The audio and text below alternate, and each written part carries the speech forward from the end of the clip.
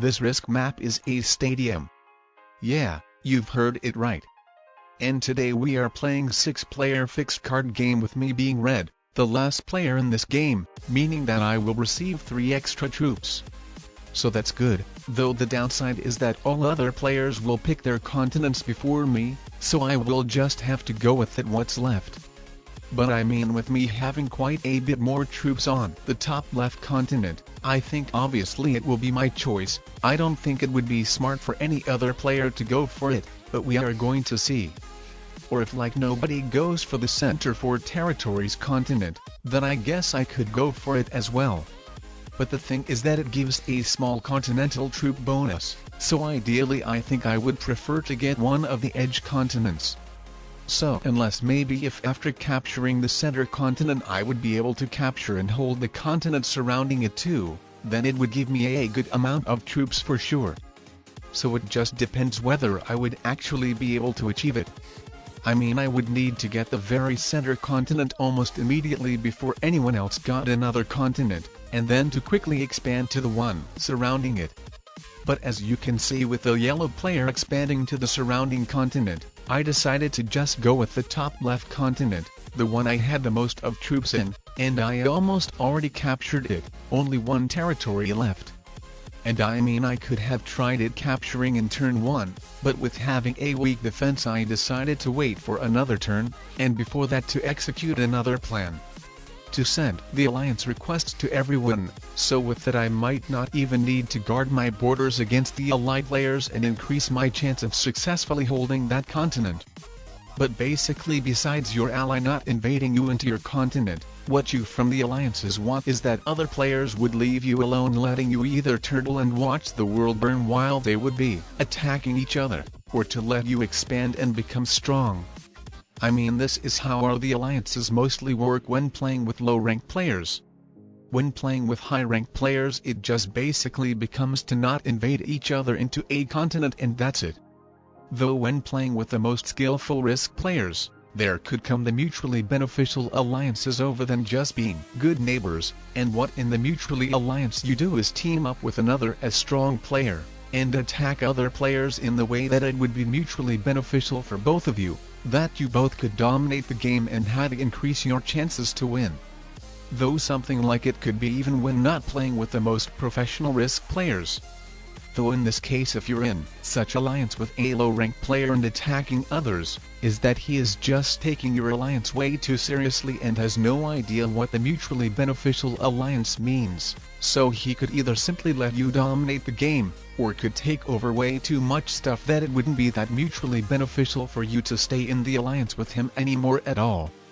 And then there's something with high-ranked players as well. But when playing with them they usually try to take the advantage over you, so like they could try to only expand and get more troops than you but not attack other players or not attack them as much, or just simply turtle, and in both cases either wanting that the alliance would benefit them much more, or that you would be doing the dirty work for them. So this is what I think separates high-ranked players between the most professional risk players. High-ranked players will mostly try to take the advantage over you, wanting that the alliance would benefit them much more, but without understanding that it isn't going to work out, as I will either betray them if I see that they start taking over the advantage, or the game will just stalemate. While the most skillful players when playing with another decent players understand that if not working in the mutually beneficial way the alliance won't really work out, so by teaming up in the way which would be mutually beneficial for both of them, they try to work together and do everything that would maximize their chances to win and assure having a strong position. But obviously in the game as such with low-ranked players, it's the best to try taking the advantage over them or to stay as much neutral as possible if you don't see a good reason for something. It's just impossible to team up in a mutually beneficial way with the players who either don't know what that means, or even aren't aware about it. So if you see that you have good ally, then you could try taking the advantage over him, or if not and if you don't have a good opportunity to expand, then you could just try staying neutral and avoiding getting into unnecessary conflicts as much as possible. I mean, ideally you want that other players will be much more dissatisfied with each other rather than you. This is what could actually help you in a lot of your games. So always try to think of ways on how to achieve it. Like for example, if you see that two other players constantly attack each other, then obviously it could be a good idea to try ending up in the 3-player endgame with them. As whether they're allied with you or not, they should pay way much more attention towards each other rather than you. From what I see now is that nobody in a serious conflict yet, so no priorities for that. And then another thing is that only 2 players accepted my alliance requests while others ignored. So if wanting to get rid of someone, then I would obviously prioritize attacking the non-allied player. Though even though the pink player didn't accept my alliance request, he seems to be trusting me with basically not guarding his borders against me. While in comparison the purple player accepted my alliance request, but the border next to me is the second mostly guarded one, so that might indicate that he doesn't trust me as much. So in the alliance or not, don't follow something blindly, always try to see some signs which could give away you the real player's intentions. Remember that the alliances are just temporary thing and could be broken at any moment. When it comes to the blue player, the alliance wasn't really needed with him since he was the player which was far away from me, but since I decided to send the alliance requests to all others, except obviously green which disconnected and became a bot, at the end I decided to send him the alliance request as well, as why not? It could actually become handy later on in the game if he doesn't get destroyed soon and actually survives. After all, it's very good to have more than one ally, and besides purple, nobody else accepted my alliance request. Sending the alliance requests to everyone could actually be a good way to find out of which players you should be worried more, and which of the players you should be worried less. So if someone doesn't accept your alliance, then you know that you should be more careful about that player.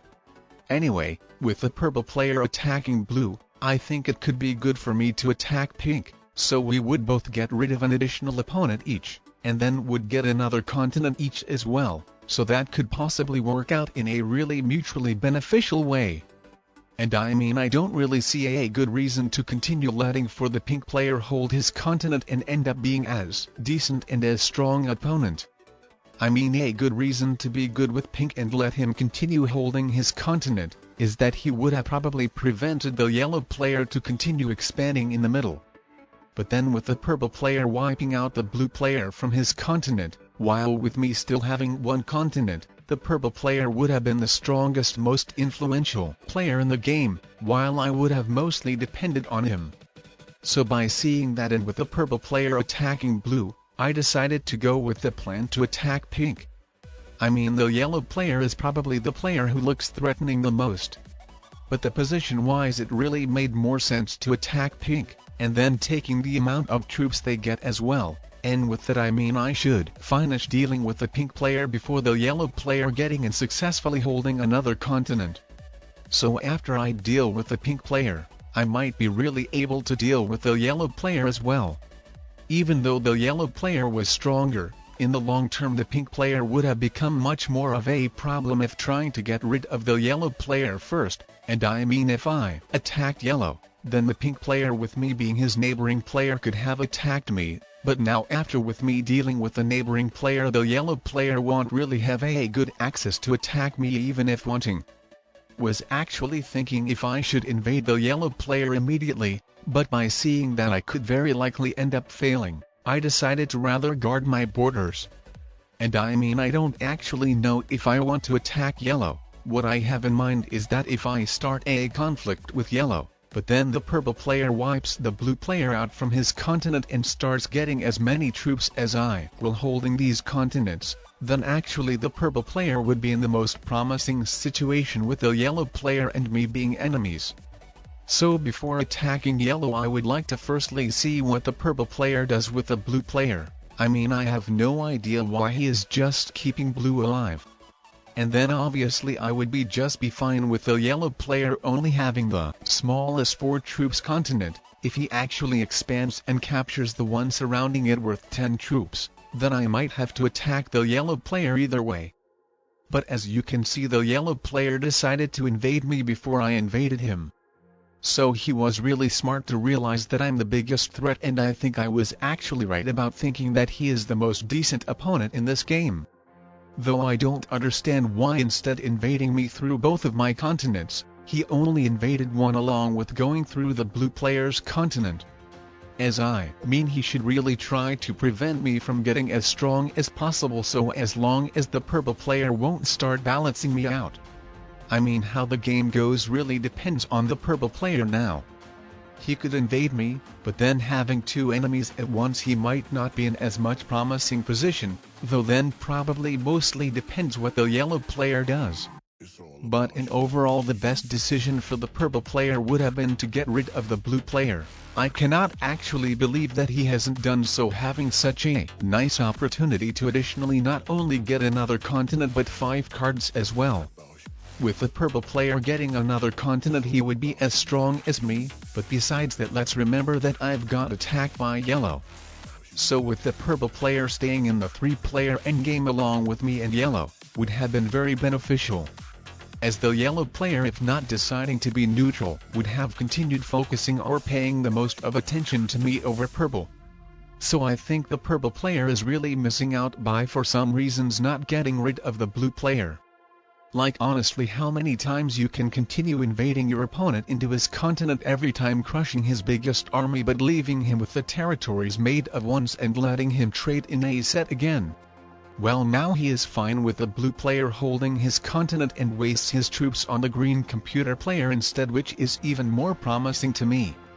As I mean, as long as the purple player isn't kept alone, as long as there's a player like blue which could keep him busy, I should be able to continue using my troops advantage on the yellow player and still be in the lead.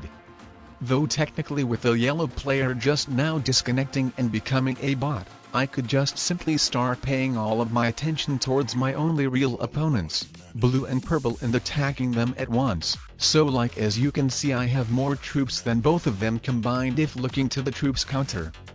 But on the other hand, there's no guarantee that the yellow player won't come back to the game. There could have been a temporary disconnection, or I know that some players abuse the connection system and disconnect on purpose, so with them becoming bots the real players wouldn't pay the attention to them and let them grow strong, so then after a few turns they will suddenly come back to the game and be in the strongest position. So with that happening I wouldn't win the game anymore. Though I actually doubt that will happen. But I mean, another reason why to not start fighting both of my opponents at once, is because it wouldn't be that much interesting. I had a lot of wins like this before, and with me attacking them they could just end up disconnecting, so then the whole endgame would be with me crushing 4 bots. So that would be a boring endgame. While now I still give my opponents a chance to make a comeback, and they could actually really do it if with both of them teaming up on me. But with them really strongly guarding the borders towards each other, I think they still really treat each other as big enemies, and it looks like they both taking the alliance too seriously with me. Though the blue player is more a victim of the circumstances, with the purple player being much more stronger than him, it wouldn't be wise for him to start attacking me alone, as then he would just be simply eliminated next. So that is really unfortunate for the blue player that the purple player doesn't show any initiative to attack me, and that the yellow player simply quit the game and became a bot. But either way, I'm really happy that we just simply all together crushing the bots, having some fun. Like my opponents, instead of trying to stop me of dominating, just help me out of dealing with the bots. So that's fun, funny and hilarious at the same time. But I mean, this game is fun for me. I'm not going to specially waste way too many troops on the bots, but I mean, if opponents want, they could still try teaming up on me before the chances become even lower when they are already relatively low.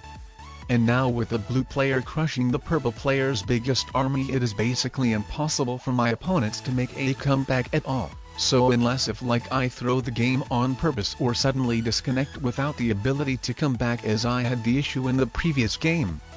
Anyway, if I really want to equalize the chances, then I could technically take out the yellow bot right now, but even with that I could likely still be in the advantage, especially when I think the blue player is looking forward to continue attacking purple. Actually, I will leave it up to purple whether he wants to retaliate to the blue player and finally take him out after leaving him alive so many times before, or not. Right now turn by turn I'm just finishing the yellow bot, and after I deal with it I haven't yet decided which ally I will betray first, assuming both of them will be still alive. Well, the blue player is really acting like an ally by crushing that 10 troop stack of the yellow player next to me, which would have invaded me into my newly captured continent, assuming the blue player hadn't crushed it. So because of that I think I will firstly deal with the purple player over blue, as the purple player was more like just a friendly neighbor rather than ally, and we haven't really done anything together. And I mean honestly, the purple player had so many chances to take out the blue player out in the game before, so the fact that the blue player actually made a comeback from a losing position to become strong again really deserves some applause, as other players would have probably immediately quit if they were just left with the territories made of won so many times, but the blue player has stayed in the game.